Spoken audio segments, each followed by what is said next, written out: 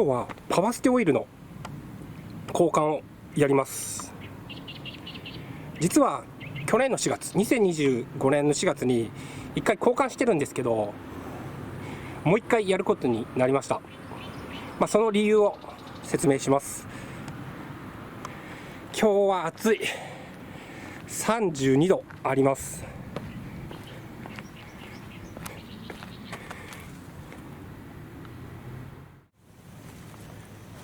先月ディーラーでラックエンド、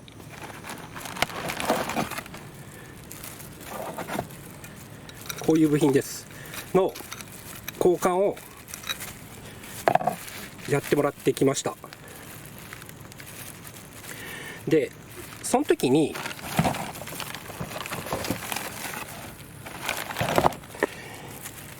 ステアリングラックのオイルシールからパワステオイルが、漏れてはないんですけど、ちょっとシールからにじんでますよって言われて、でなんか実際にこうオイルが出てきた形跡が、見られるっていうことでした。でちなみにラック自体は実はね、もうそんなにガタはなかったです。はっきり言ってまだまだ十分使えるような感じでした。ちょっとこういったところは錆は見受けられるんですけど、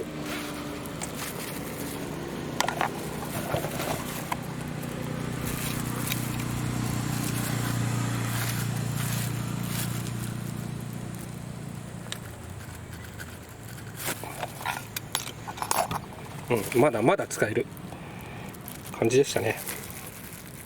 で、思ったのは AE111 の、この部品ラックエンドは、強いですね。でもしねこう交換しようかなと思ってる人も意外とね、その交換するまでは必要なかったりすることが多いかもしれません。ぶっちゃけ、交換するまでもなかったかなっていうところなんですけど、はい。であとはね、こういったラックブーツとか、ラックを留めてるゴムのこう、ブラケットのこういうゴムですねも交換しました。はい。で今回はね、このオイルのなんていうのかな、漏れ止め対策をやります。でそこで買ってきたのがこのワコーズのミッションパワーシールド。はい。でちなみにこれ5500円とむちゃくちゃ高かったです。でミッションパワーシールドってなってるんですけど、ここにもパワステって書いてるんで、もちろんパワステにも使えます。はい。漏れ止め剤です。はい。ではね、作業の方やっていきます。はい。じゃあ交換やっていきます。でここにねパワステのタンクがあるんですけど、こういったシリンジを使って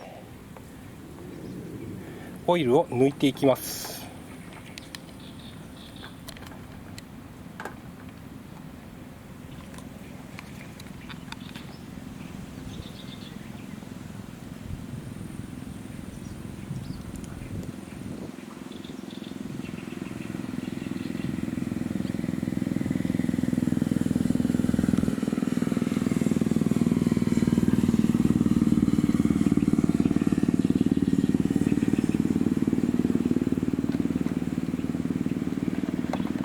でこの中に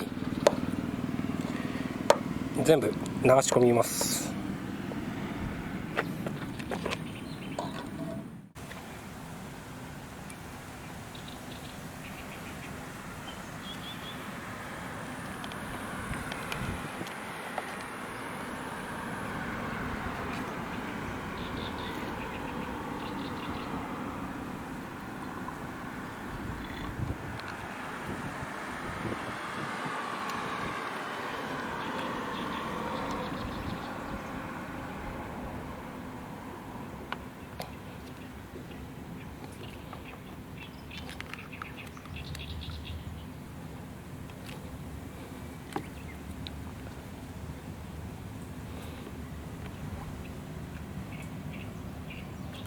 これで、150ミリリットル抜いたことになります。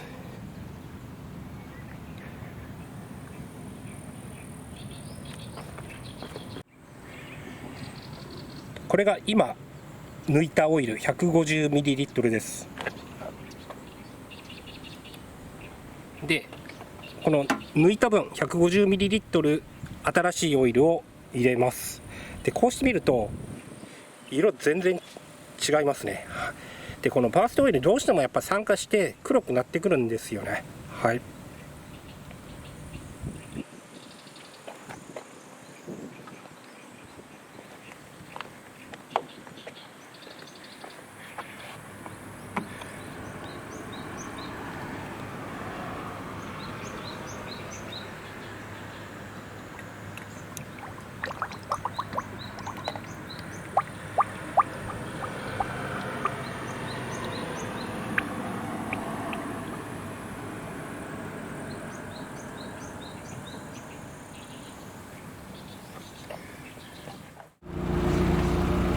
で、新しいオイル入れたらこうハンドルを左右に切ってオイルを循環させる。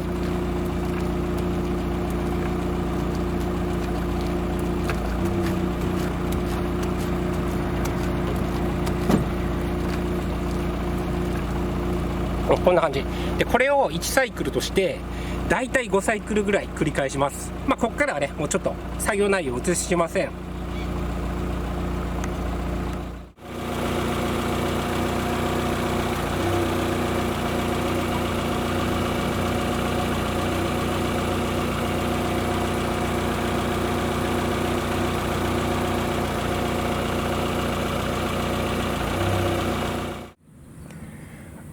パワーシールド入れていきます。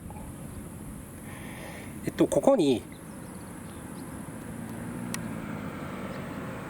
容量の 5% になるようにするって書かれています。この車のパワステの容量は 800ml なんで、800ml の 5% は 40ml となるので、これを 40ml 入れていきます。とかまだこれ開けてなかった。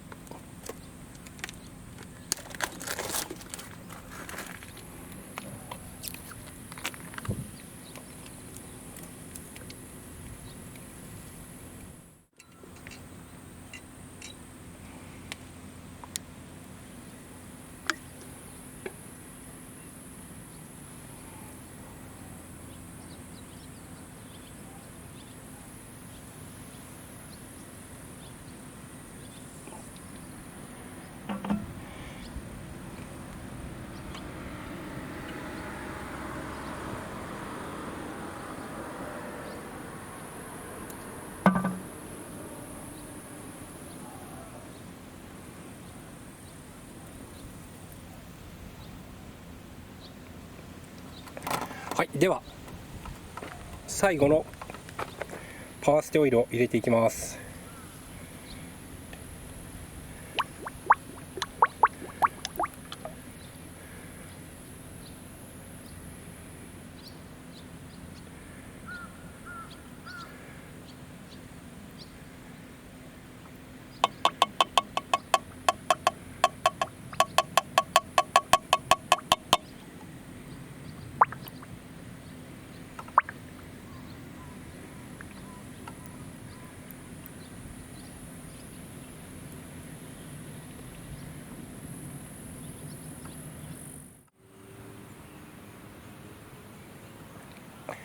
はい、作業の方無事に終わってます。途中でバイクに乗った優しそうなおじいちゃんが、ね、話しかけていて、それでね作業の方が1時間ぐらい中断して遅くなってしまいました。なんかね85歳らしいです。なんかその辺でゴルフするのが日課だとか言ってましたね。はい、パワーステのオイルはこんな感じでコールドマックスのラインに合わせています。で、まあちょっとこいつには一応期待してます。まあこれで漏れ止め止まればいいんですけど、漏れがね止まればいいんですけど、まあちょっと一応期待はしておきます。はい、ではこれで今回は終わります。それでは。